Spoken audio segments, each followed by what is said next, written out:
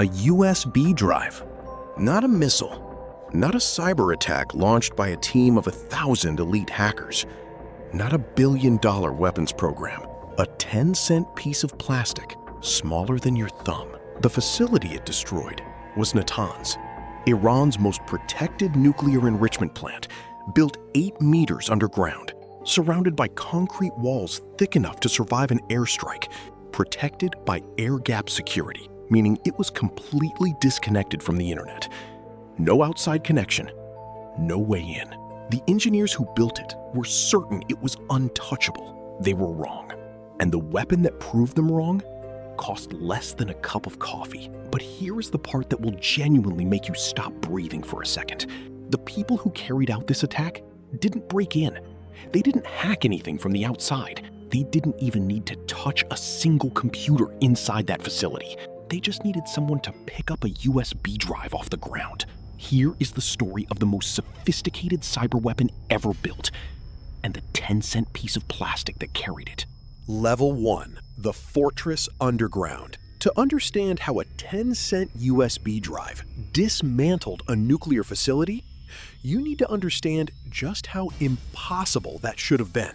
Natanz wasn't just a nuclear plant, it was a fortress. The Iranian government had spent billions building it. The centrifuge halls sat deep underground, protected from airstrikes, protected from surveillance, protected from everything the outside world could throw at it. But the most important protection wasn't the concrete walls.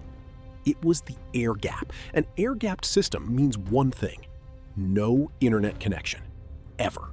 No emails in or out, no external network, no way for any outside signal, code, or communication to reach the machines inside. Every cybersecurity expert in the world agreed on one thing in the mid-2000s.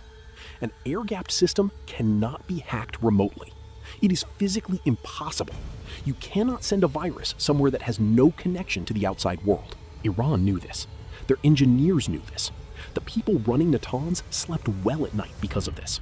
And somewhere in a classified facility in either the United States or Israel, or both, a small team of people were working on a problem that everyone else said couldn't be solved. How do you get a weapon into a system that has no door? The answer they came up with was so simple, it was almost insulting. Level 2, the weapon inside the plastic. The project had a code name, Olympic Games. It had been running since at least 2006, a joint operation between American and Israeli intelligence. The goal? Find a way to damage Iran's nuclear program without firing a single missile, without starting a war, without leaving any fingerprints.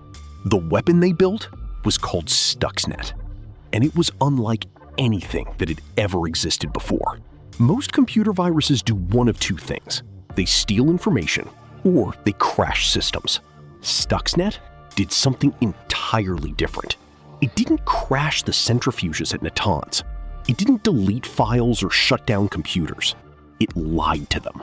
The centrifuges at Natanz spin uranium gas at incredible speeds, around 63,000 rotations per minute. The speed has to be precise. Too fast, the centrifuge tears itself apart. Too slow, the enrichment process fails. Stuxnet quietly told the centrifuges to spin faster than they should, way past the safe limit. At the same time, it sent false readings to the monitoring screens.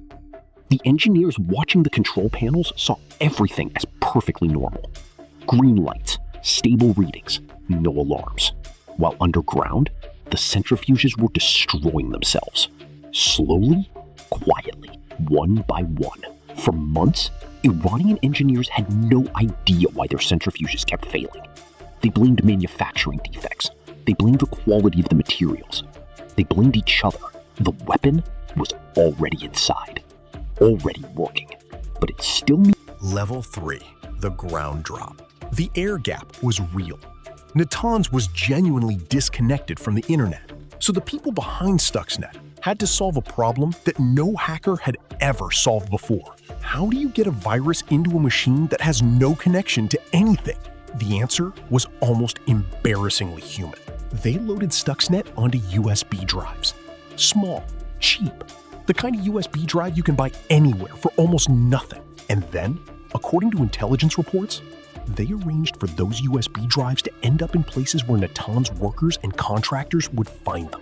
Parking lots, nearby shops, locations where the right people would come across a small USB drive just sitting there. And human nature did the rest. Think about this for 1 second. You are walking to your car after work. You see a USB drive on the ground. Small, unmarked. What do? Be honest. Because study after study on this exact scenario shows the same result every single time. The majority of people, including trained IT professionals, pick it up and plug it in, just to see what is on it, just out of curiosity. And that is all Stuxnet needed. The moment that USB drive touched a computer anywhere near the Natanz network, even a laptop that someone used at home and also brought to work, Stuxnet woke up. It moved quietly. It hid itself perfectly. It waited until it found exactly the right system, and then it went to work. Level 4. The collapse no one understood.